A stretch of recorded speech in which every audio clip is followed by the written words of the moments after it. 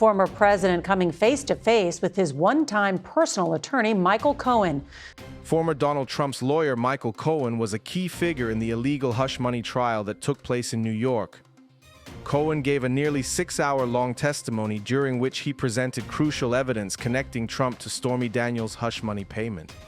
He stated that Trump had given him the order to give Stormy Daniels $130,000 in exchange for her silence over an alleged affair, since doing this would have been essential to Trump's 2016 presidential campaign. This cash was given back to Cohen, yet its true purpose was hidden by falsely reporting it as legal expenditures. Major motion in the appellate division concerning the absolutely unconstitutional gag order. Stormy Daniels, a prominent figure in the adult film industry, concluded her testimony in Donald Trump's trial in New York after spending 2 days on the stand. During her testimony, she recounted details of an alleged sexual encounter with the former president. Trump's legal team attempted to weaken her credibility by questioning conflicts in her story and pointing out potential differences in her accounts. Despite efforts to challenge her testimony, Daniels maintained her account of the events in question. Her testimony is a crucial element of the trial, as it sheds light on allegations of impropriety against Trump.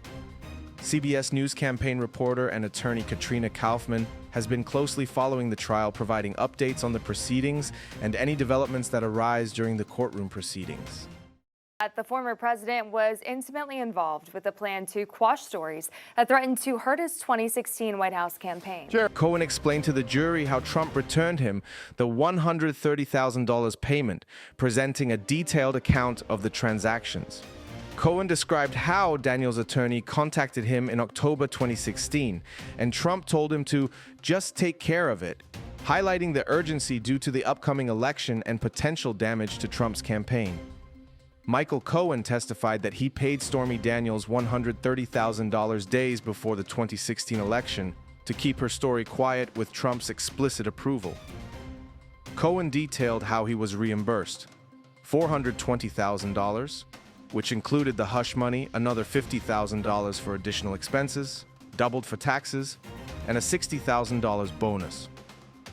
Cohen explained that Trump wanted the payment delayed until after the election because he prioritized campaign concerns over his wife Melania's reaction.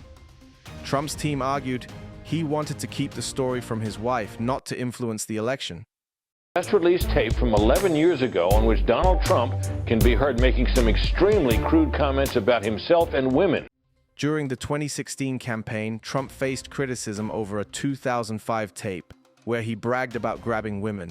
In response, he told his advisors they needed to manage the damage.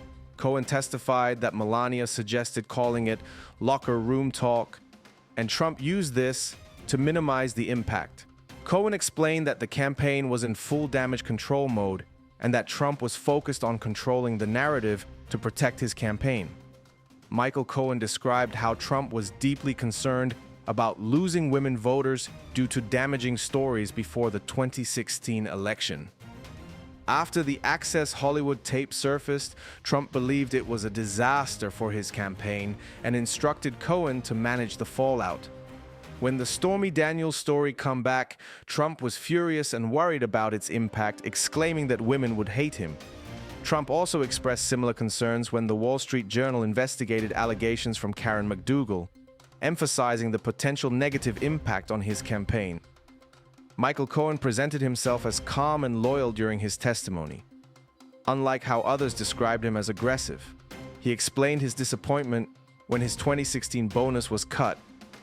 Despite his efforts to protect Trump during the campaign, Cohen felt personally hurt, especially after paying $130,000 to Stormy Daniels. He admitted that his invoices were falsely labeled as retainer fees, but were actually payments to keep stories quiet. Despite his frustration, Cohen maintained a composed behavior on the stand. Charles wasting absolutely no time saying this was the guy who Donald Trump went to. They had that kind of relationship. So Michael Cohen will be cross-examined, if not today, then in the coming days.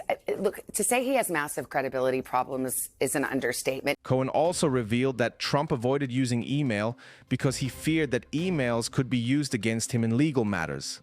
Trump believed that emails could get people into trouble, so he chose to steer clear of them as a safety. Before launching his presidential campaign, Trump warned Cohen about the possibility of numerous women coming forward with damaging stories about him.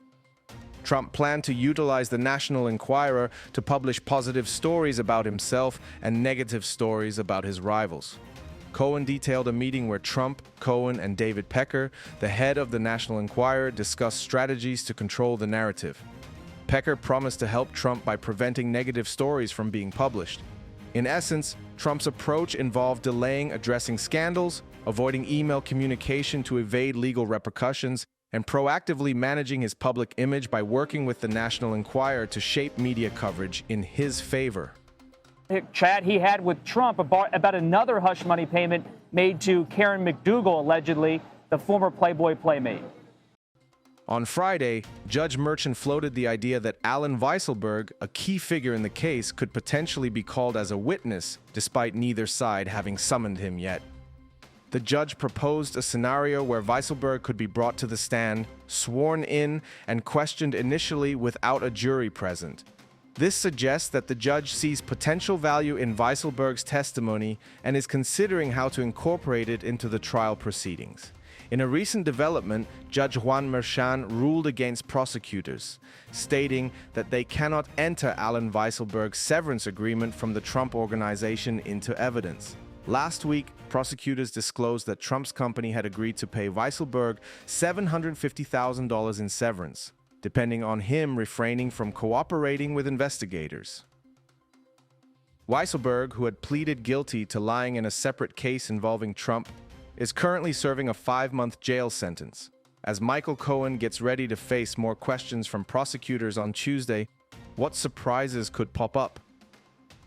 Looking ahead, Michael Cohen is set to return to the witness stand on Tuesday to continue answering questions from prosecutors. Following that, Trump's attorneys will have the opportunity to question him.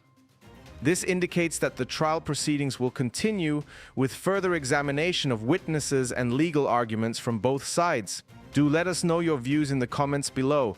If you like this video, hit the subscribe button and press the bell icon so you are notified as soon as we upload our next video. Thanks for watching.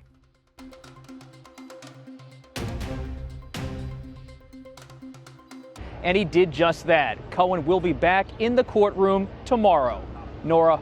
Robert Costa, thank you so much.